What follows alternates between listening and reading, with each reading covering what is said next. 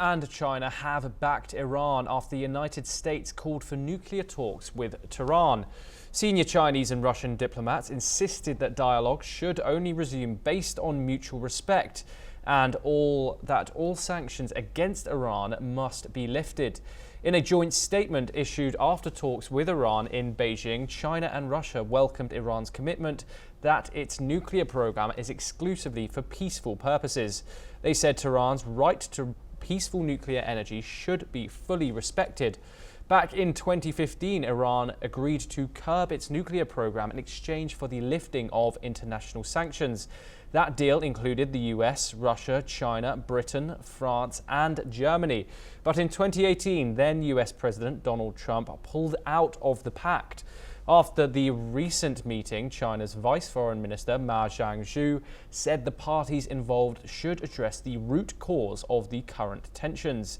He then urged them to abandon sanctions, pressure and any threats of force. China, Russia and Iran also called for an end to all unilateral sanctions. Ma's meeting with Russian Deputy Foreign Minister Sergei Ryabkov and Iran's Deputy Foreign Minister came just days after Tehran rejected US demands to resume nuclear talks. Recently, Donald Trump said he had sent a letter to Iran's Supreme Leader Ayatollah Ali Khamenei proposing talks.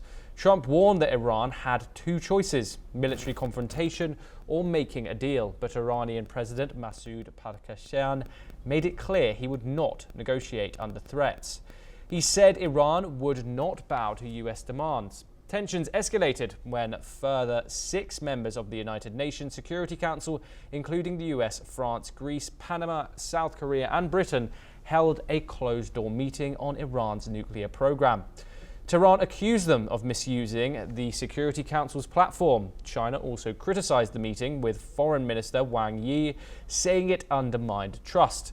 Iran has consistently denied working on nuclear weapons, but the International Atomic Energy Agency reported last month that Iran was rapidly enriching uranium to near weapons-grade levels. Let's hear what China's Vice Foreign Minister and Foreign Minister commented about Iran. 我们重点就核及解除制裁问题深入地交换了意见。我们强调终止所有非法单边制裁的必要性。和平仍可争取，不能轻言放弃。单边制裁只会激化矛盾，对话谈判才是唯一的选择。We are now joined by Dr. Sakuro Nagao, Fellow of the Hudson Institute, located in Tokyo, Japan. Thank you very much for joining us, Dr. Nagao. Dr. Nagao, what are the primary motivations for China, Iran and Russia to engage in these talks at this point in time specifically? Recently, Russia, China, and Iran and North Korea, which so-called CRINC, enhance their cooperation very rapid pace. And in this case, if Iran possesses a nuclear weapon, this is not a threat against Russia or China. So this is acceptable. Instead of this, they can divert the target of the US nuclear weapon. So if Iran possesses a nuclear weapon, the US need to share some certain number of the nuclear weapon to deter the Iran's attack.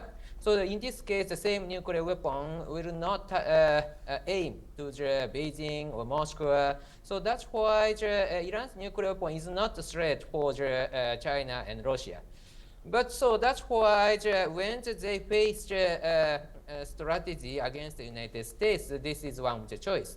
But if Iran possesses a nuclear weapon, Iran is a Shia leader, so Shia Arab leader. So that's why the Sunni Arab leader need to possess a nuclear weapon to deter the attack from Iran. And Israel will publish the nuclear weapon, even if they possess a nuclear weapon secretly, but Israel hasn't published this as a formal stance. So that's why if Iran possesses a nuclear weapon, many other Middle Eastern country, including Saudi Arabia and Israel, will publish their weapons. So that's why this will be the uncharted world in the Middle East. That's why Iran's possession of the nuclear weapon is changing point and the dangerous point of this security in the Middle East. Dr. Nagao, how do these talks in Beijing fit into the broader geopolitical landscape, especially amid tensions between the West and both Russia and China? I think how to deal with the United States is the most important target of this talk, I believe. Because currently the Trump administration is sworn in, and his policy is very strong and very rapid. So when the Trump administration decides something, it will affect. The impact is very big. So compared with the Biden administration, the world is changing very fast pace. Under such kind of situations, Russia, China, and North Korea, Iran try to coordinate each other to deal with United States. Maybe that kind of the situation they want to create. But at the same time, there is some gap of the interest in these four countries. So that's why how to coordinate is important. So that's why they want to meet and exchange opinion and coordinate their move. That is the situation, I believe. I want to move on now to the role of the sanctions and economic interests. What do these sanctions, especially those imposed by the United States, play in shaping the agenda and possible outcomes of these talks and this relationship as a whole? Economic sanction to Iran is affected the economy of Iran. But about military strategy, about military equipment, indeed, this kind of economic sanction hasn't affected enough because Iran's military forces still has some certain budget. They improve their equipment step by step, and because of the Russia's invasion to Ukraine and Iran support, Iran export weapons to Russia. That's why Iran got enough income, enough equipment, enough parts to create new weapons. So that's why the economic sanction itself is affecting the people in Iran. But about military balance in this region, indeed, this is not enough to stop Iran to possess nuclear weapons or possess new weapons. Dr. Nagao, what assurances or monitoring mechanisms would be necessary to keep Iran's nuclear activities in check? Of course, the IAEA tried to check for a long time the international inspection has made, but at the same time, Iran hasn't published all of the facility in Iran. Once the country decides to do something secretly, it is nearly impossible to stop it indeed. Because in case of the North Korea, in case of the Iran, the country is wide, they can hide a big facility in many parts of their country. So that's why, of course, a big facility is, of course, the IAEA inspected or other country try to inspect it under the regime of the United Nations. But still, there are some other secret facilities.